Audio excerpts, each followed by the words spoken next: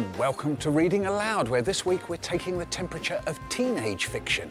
In sales terms, it's potentially a big market, while in the classroom, teachers are desperate to find new fiction that will capture jaundiced teenage readers. So, in this week's programme, we go on tour with a former rock musician turned teenage fiction writer. We witness pupil power as students pick the books they want to read, and we meet award-winning author Meg Rosoff. When it comes to fiction, the most difficult group to cater for are teenagers. Encouraging adolescents to pick up a book when there are so many more, much more appealing distractions to turn to is a real uphill struggle. But Nicola, isn't that something you've managed to achieve at your school in Droitwich? I'd like to think so.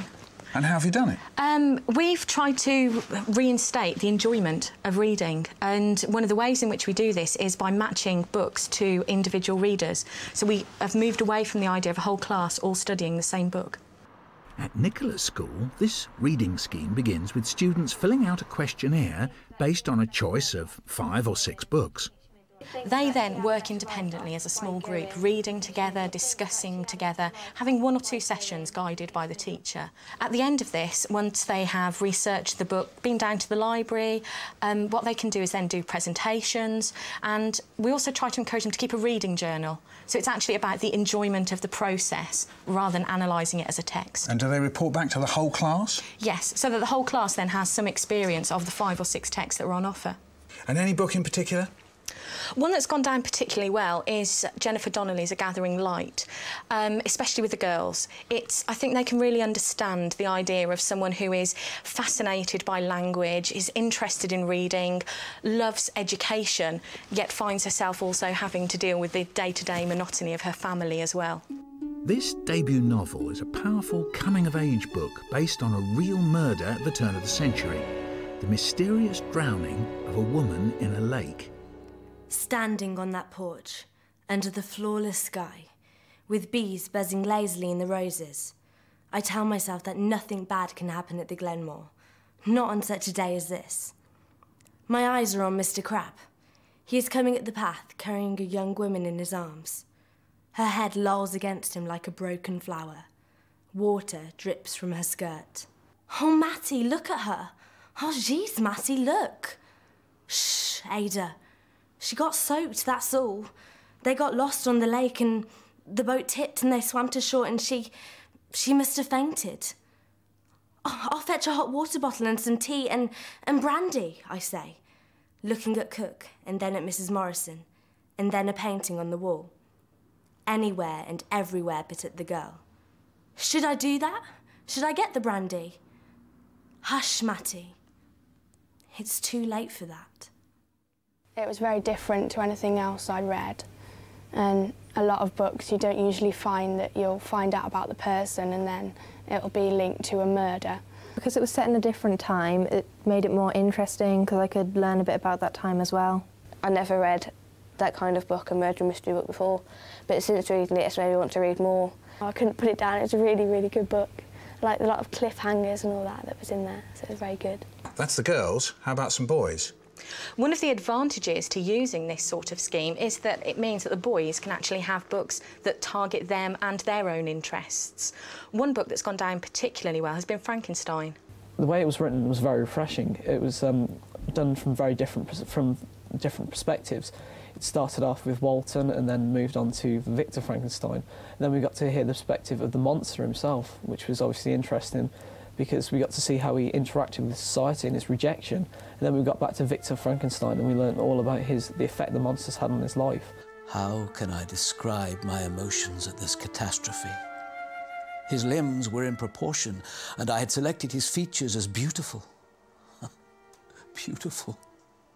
Great God! His yellow skin scarcely covered the work of muscles and arteries beneath. His hair was of a lustrous black and flowing, his teeth of a pearly whiteness.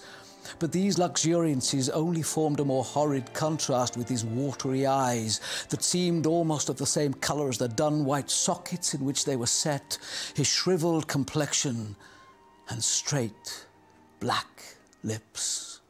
The story is very surprising if you only have a basic knowledge of Frankenstein. You expect him to have bolts in the neck and etc. from all the old Hammer House movies. but in fact the monster doesn't come across as being this idiotic creature who's out to destroy the world. He has a human side.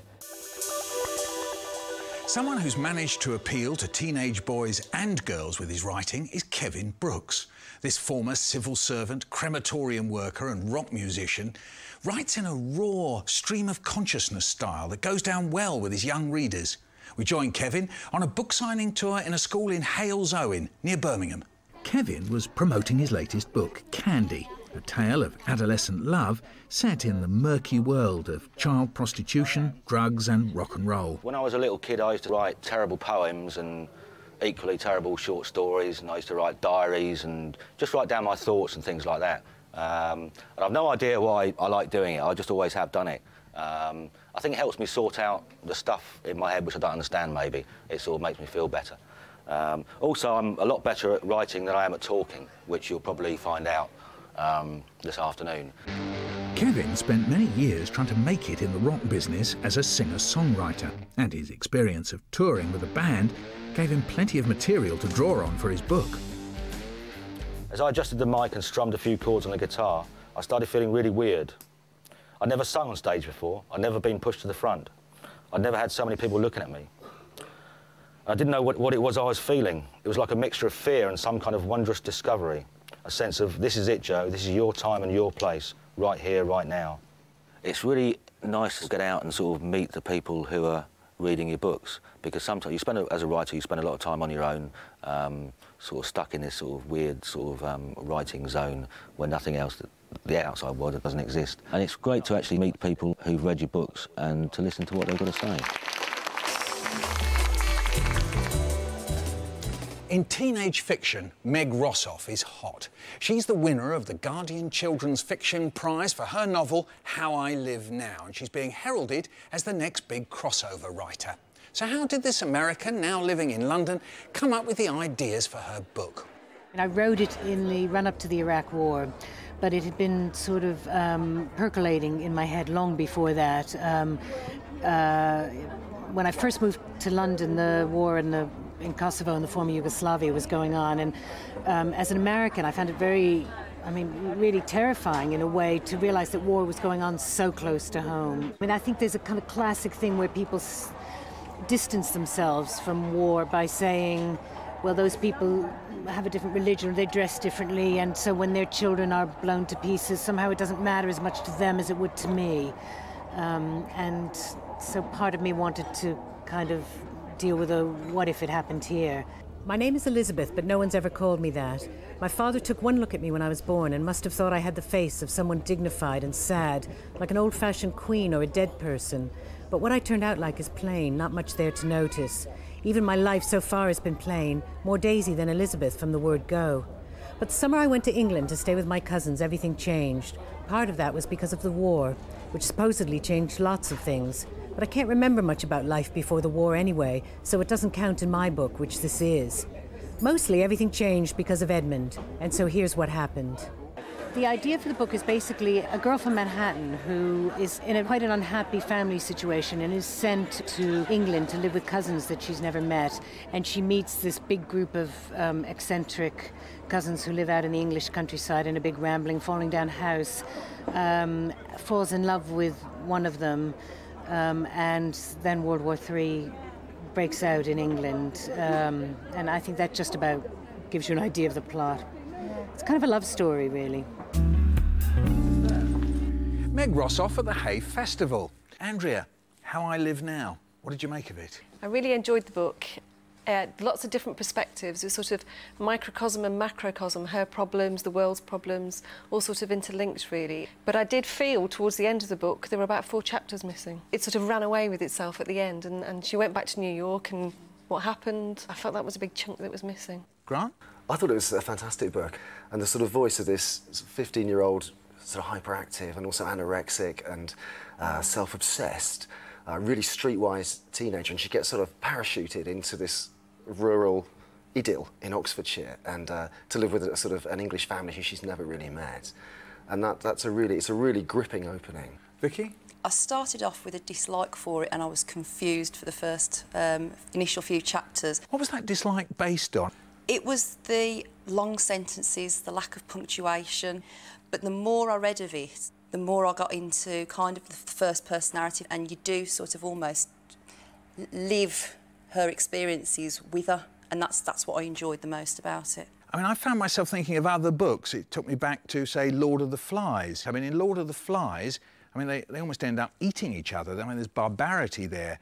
But here, the barbarity is on the side of the adults. I mean, think of the scene where, say, we see the Major shot, I mean, in an act of complete wantonness. Well, what's really interesting about that is that the way it's described in the book is through this 15-year-old's eyes.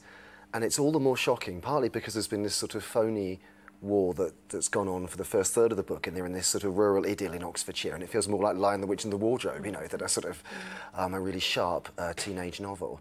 And then a couple of really horrific incidents happen, and they're sort of described in a rather detached way, as though the horror is almost too much to take in. You almost had the idea of the 15-year-old not being able to cope with what she'd seen and just putting it away almost. It was just such a blunt way of doing it. They were shot, and that is exactly how a child would see it. They wouldn't see the whys and the wherefores, and suddenly Daisy takes on the adult role, and she's suddenly a carer for this cousin. At the heart of the book, there's a love story, or is it? I mean, what kind of love story is it?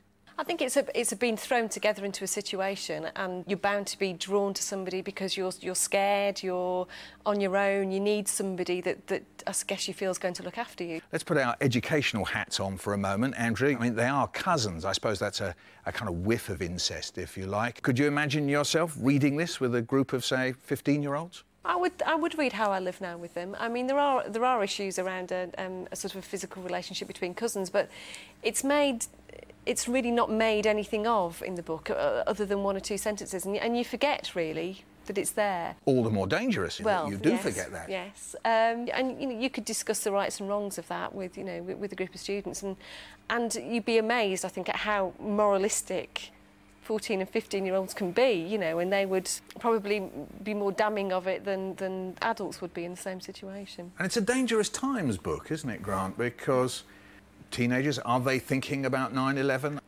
She constructs that really skillfully, because what you've got is this enemy, and you sort of know that in some ways they're associated with terrorism, but they're anonymous.